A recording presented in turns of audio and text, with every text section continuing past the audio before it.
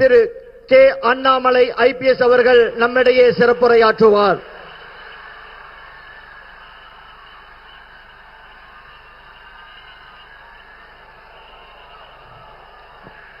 அன்பார்ந்த பெரியோர்களே, தாய்மார்களே, ஒரு சரித்திர சாட்சியாக நம்முடைய கோயம்புத்தூரில் ஒரு அற்புதமான பொதுக்கூட்டத்தில் நாம் எல்லோரும் கூட பங்கேற்றுக் கொண்டிருக்கின்றோம். 5 ஆண்டு காலமாக தமிழகத்தில் நடந்து கொண்டிருக்கக்கூடிய ஒரு காட்டாட்சியை முடிவுக்கு கொண்டு வந்து கொண்டிருக்கின்றோம். 5 ஆண்டு காலமாக தமிழகத்தினுடைய தேர்தல் நாள் எப்பொழுது வரும் என்று காத்திருந்தோம். நம்முடைய பெண்களுக்கு, குழந்தைகளுக்கு எப்பொழுது விடுதலை கிடைக்கும் என்று காத்திருந்தோம். தமிழகத்தில் அதிகரித்திருக்கக்கூடிய கஞ்சா புழக்கத்திலிருந்து நம்முடைய மாணவ செல்வங்களை, இளைஞர்களை எப்படி மீட்டெடுப்பது என்று கவலையில் இருந்தோம். அந்த நாள் இப்பொழுது வந்துவிட்டது. உலகத்தினுடைய நண்பனாக, விஸ்வ பந்துவாக, உலகத்தினுடைய நண்பனாக இருக்கக்கூடிய, ஒப்பற்ற பார்ப்போற்றக்கூடிய பாரதத்தினுடைய பிரதமர் ஐயா நரேந்திர மோடி அவர்கள் இன்று நம்மோடு இருக்கின்றார்கள் கோயம்புத்தூர்.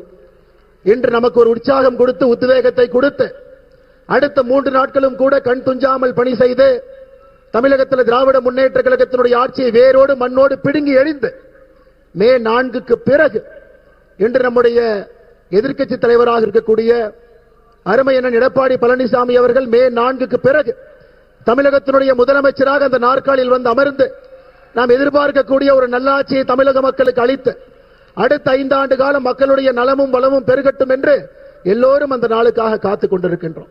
அருமை சொந்தங்களே, மேடையில் நம்மோடு மத்திய இணையமைச்சர் அவினாசி தொகுதியினுடைய சட்டமன்றத்தினுடைய வெற்றி வேட்பாளராக இருக்கக்கூடிய அருமை ஐயா டாக்டர் எல் முருகன் அவர்கள் இருக்கின்றார். நம்மை எல்லாம் வழிநடத்திக் கொண்டிருக்கக்கூடிய பாரதிய ஜனதா கட்சியினுடைய மாநில தலைவராக சாத்தூர் சட்டமன்ற தொகுதியினுடைய வெற்றி வேட்பாளர் அருமை என்ன நயினார் நாகேந்திரன் அவர்கள் நம்மோடு இருக்கின்றார்.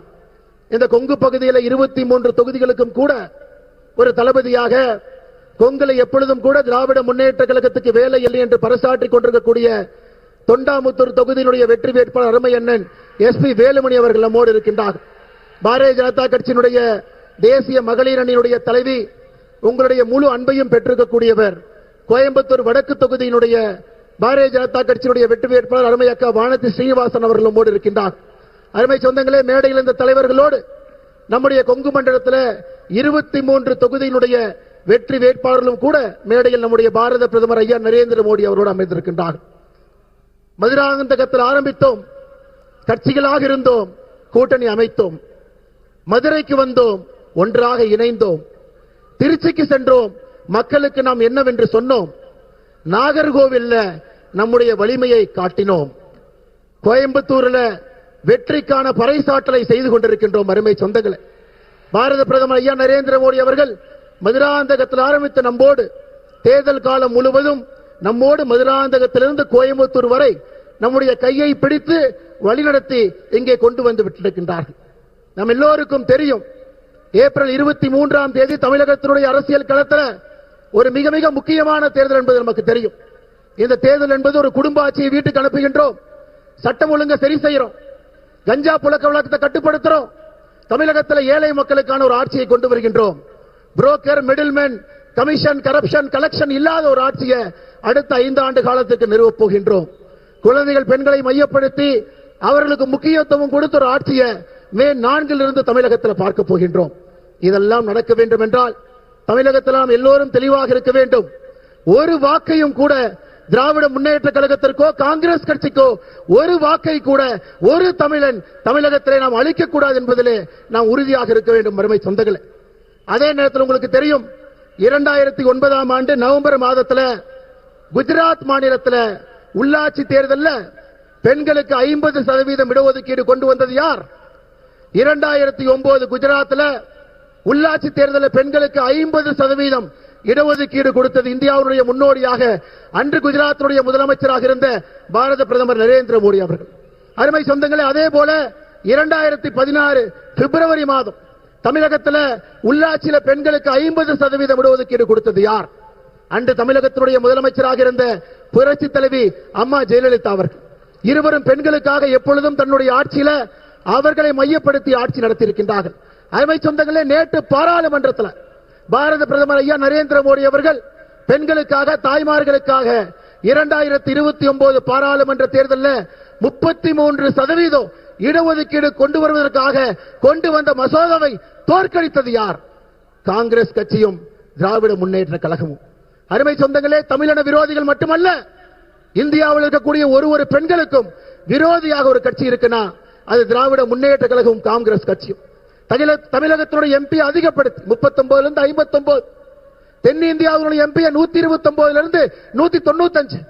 விகிதாச்சார அடிப்படையில் யாருக்கும் எந்த குறையும் இல்லாம எல்லா மாநிலத்திற்கும் 50% உயர்வு, யாருக்கும் எந்த பிரச்சனை இல்லை. அப்படி இருந்தும் திராவிட முன்னேற்ற கழகத்திற்கும் காங்கிரசுக்கும் பிரச்சனை. இந்த சரித்திர மசோதாவை தோற்கடித்திருக்கின்றார்கள். அருமை சொந்தங்களே, நான் உங்களிடம் வைக்கக்கூடிய வேண்டுகோள், மேலே இருக்கக்கூடிய தலைவர்கள் சார்பாக, பெண்களுடைய குரல் பாராளுமன்றத்திலே ஒலிக்கக்கூடாது, சட்டமன்றத்திலே ஒலிக்கக்கூடாது என்று அந்த மசோதாவை தோற்கடித்த காங்கிரஸ் கட்சிக்கும் திராவிட முன்னேற்ற கழகத்துக்கும் தமிழகத்தில் ஒரு சகோதரி தாய்மார் உங்க வாக்கை நீங்கள் கொடுக்க கூடாது என்று உங்களுடைய பாதத்தை தொட்டு நான் அன்போடு கேட்டுக்கொள்கின்றேன். ஏப்ரல் 23ஆம் தேதி உங்களுடைய குரலை நசுக்க முயற்சித்த 2 கட்சிகளுக்கும் நீங்கள் ஒரு வாக்கை கூட அளிக்க கூடாது. அருமை சொந்தங்களே, ஒரு போர்படை தளபதிகள் போல் நாம் அமர்ந்திருக்கின்றோம். அடுத்த 3 நாட்கள் நமக்கு முக்கியமான நாட்கள். களத்திலே நாம் இருக்க வேண்டும், கண் துஞ்சாமல் பணியாற்ற வேண்டும்.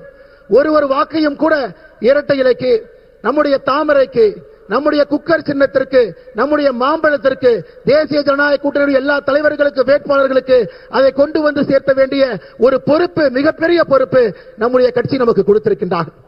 எப்படி எழுச்சியோடு நாம் இங்கே வந்திருக்கின்றோமோ இதே எழுச்சியோடு அடுத்த 3 நாட்களும் கூட நாம் பணி செய்து திராவிட முன்னேற்ற கழகம் தமிழகத்துடைய வரலாற்றில் இது எப்பொழுதும் ஆட்சிக்கு வர முடியாது என்கின்ற தீர்ப்பை ஏப்ரல் 23ஆம் தேதி அந்த தீர்ப்பை நீங்கள் அளிக்க வேண்டும் என்று அன்போடு, பரிவோடு, பாசத்தோடு இந்த நேரத்தில் கேட்டுக்கொள்கின்றேன்.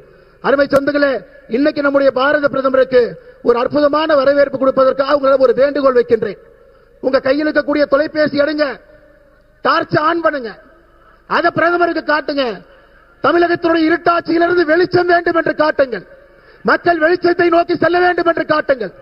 தமிழகத்தில் திராவிட முன்னேற்ற கழகத்தினுடைய இருட்டாட்சி முடிவுக்கு கொண்டு வர வேண்டும் என்று சொல்லுங்கள். ஏப்ரல் 23ஆம் தேதி தமிழகத்தில் எல்லோருக்கும் விடுதலை கிடைக்க வேண்டும் என்று சொல்லுங்கள்.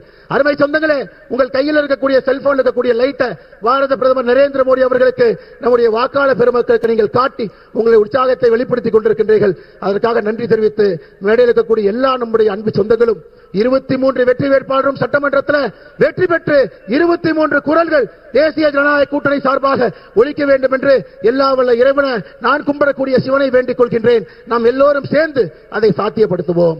பாரத் மாதா கி, பாரத் மாதா கி, பாரத் மாதா கி. தமிழகத்திலே தேசிய ஜனநாயக கூட்டணியினுடைய ஆட்சி அமைந்தே